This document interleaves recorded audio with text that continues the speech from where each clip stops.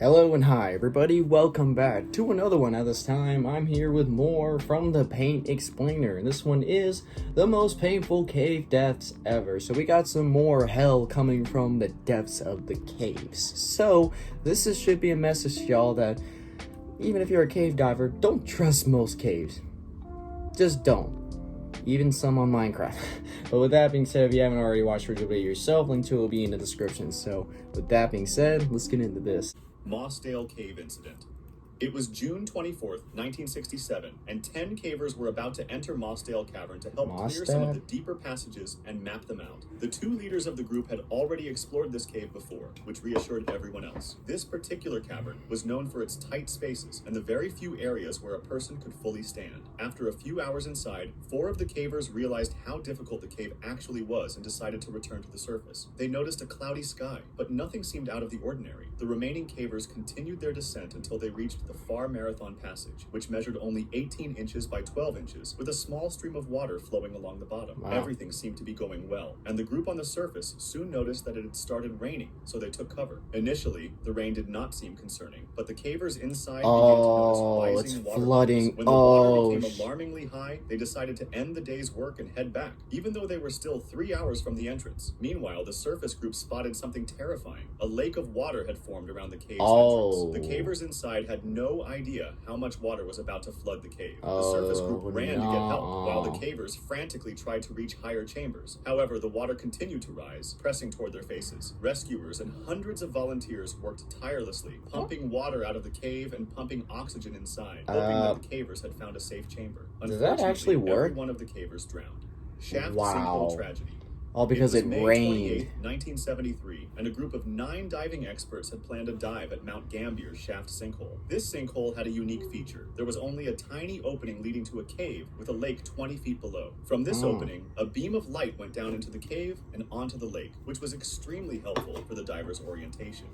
How do they get back up if it's 20 feet? They better have like some sort of ladder. One of the 2 side branches. Everyone initially agreed that they would stay within a 200-foot maximum depth range, so they could remain in the main chamber and still see the guiding light. This was their only plan. On the second day, we all know that's not the only plan. To go to the western section of the cave, aiming for a depth of 250 feet, which would have been a new record. This was deeper than initially intended and posed a significant risk because in 1973, divers were still using regular air cylinders rather than mixed gas tanks. For this reason, they had to be more cautious as they went downwards because nitrogen narcosis might have settled in. As they went down, the increasing pressure would have pushed the nitrogen into the bloodstream, producing a state of consciousness that is similar to when people are drunk. Keep in mind that these divers not a good kind of drunk when you're underwater.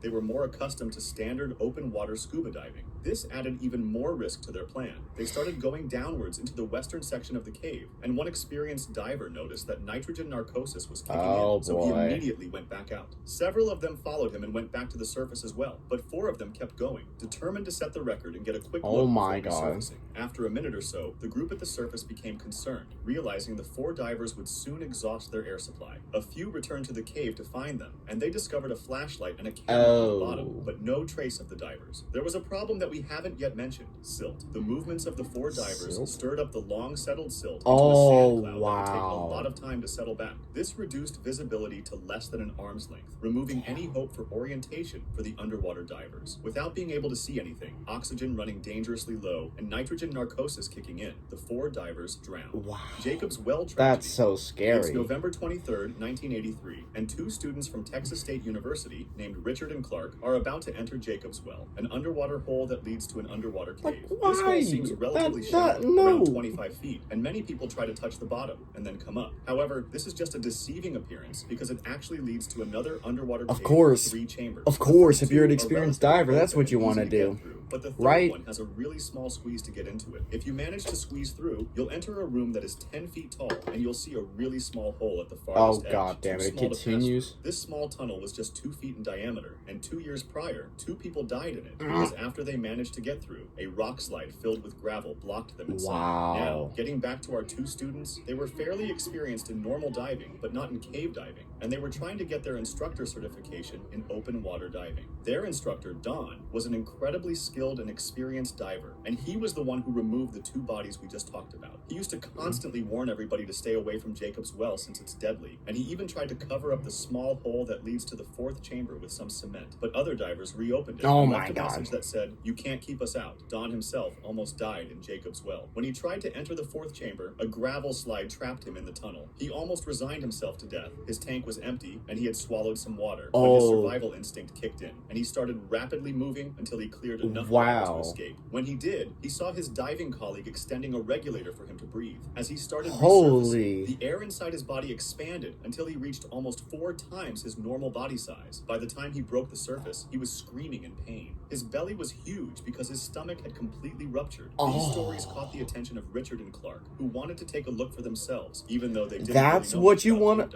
On November 23rd, there's no way you Jacob's seen well that and you're reached like, the third oh, chamber I want to where the go small down hole there. was located. Richard removed his tank to get through the hole and started going in while holding I'm just being a pussy, Clark I removed know. his own oxygen tank and tried to get in. He saw Richard's face and noticed Richard didn't have the tank with him anymore and was suffocating. Clark quickly reached for the regulator and gave it to him, letting him breathe again. They started passing the regulator back and forth as they made their way out, and somehow they managed to get through the tight squeeze of the third chamber. They then began making their way toward the exit until a terrifying sound caught their attention, a clank from their oxygen tank. Not only did this mean they'd hit a wall with the tank, so they were going the wrong direction, but it also meant the tank was almost empty. They realized they'd run into the false chamber in the first chamber, a tunnel that looks like it leads to the surface, but is actually a dead end. Clark managed to swim back to the surface and gasped for... Introducing Gemini? What the hell? Nuh-uh. An incredible 75 feet in a single breath. Unfortunately, the same can't be said for Richard, who remained behind and drowned. When Clark called the police for assistance, Don the instructor himself showed up and was stunned to see his students there. Gollum's Cave. It's August 18th, 2005, and a group of 5 friends decided to venture into the Gollum Cave, also called the Cave of Death because of how dangerous it was. They reached the entrance at 3 a.m., and one of the friends decided to wait for the others outside. They encountered their first problem when actually trying to get in, as they had to crawl through a small pool of water. After that, that alone, I'm like, I'm good. Right, and they chose left, which led them to another small pool of water. What this is that? Seemingly innocent pool, however, actually led to another section of the cave through an underwater tunnel. The tunnel itself was really small, just 3 to 4 feet in diameter, and to get through it, you had to be completely submerged. This meant only one person at a time could go in, and they had to swim about 15 Doesn't look that long. One by one, they started plunging into the pool of water to reach the other side of the cave, and once they made it, they discovered a section with about 3 feet of airspace. From the perspective of the friend who stayed outside, there was no sound or light coming from inside the cave, and after a while, he started to get worried. He went into the cave himself, but heard no noises and saw no lights. Not sure what to do, he first called some friends who had experience with caving, and then called the police. He couldn't have imagined what was happening inside. The 4 friends who went in probably realized that the 3 feet of airspace they'd reached had bad air, which is a term cavers use for air that doesn't have the normal balance of gases, meaning there's more carbon dioxide and less oxygen. This reduces your ability to think, move, and breathe properly, making the return swim through that narrow tunnel super risky. They tried to get back out one at a time, but the first person who went underwater was unable to find the exit hole before running out of breath. That happened because the increased carbon dioxide messed with her ability to hold her breath and think clearly. After 30 to 60 seconds, the second person went in and found the first one, and so on, until all of them got stuck in the tunnel. The police arrived and tried to pump in oxygen and pump out water, while family and friends waited anxiously outside the cave. Too late. Unfortunately, it was all in vain. The bodies were later recovered, and the cave was eventually closed off with cement. If you want to discuss this video or suggest an idea for the next one, join my Discord. Link in the description. That little ass cave right there killed 4 people at once, all because they all decided to go in, and it's literally just 3 feet of air, and not even good air. It's more carbon dioxide than oxygen. Damn, I sound smart there. I'm really a dummy. I don't listen at all in science class, but no, if I see water in a cave, that's it. No, I'm good. I'm getting out. I'm going back home playing my PS5, playing some good old Madden, even though I'll much rather break a controller on Madden than die in a cave like that. Holy dude, these people got balls, and they're always like, oh, we want to go down the tight holes. Pause. The tight, like, pathways. They end up dead. I mean, I can't really talk shit myself because I'm not a scuba diver. I don't really go underwater like that unless I'm in a swimming pool, but that's nothing compared to these people. Yeah, no. But with that being said, if you enjoy this, be sure to give this video a like. If you haven't yet subscribed, be sure to do so now. Turn on notifications to be notified for any video that I upload, and you can comment the word pussy down below, because I am a pussy when it comes to this. And I'll catch you guys later in the next one whenever I start doing that. So, hope you guys enjoy. I'll catch you guys later. So, take care.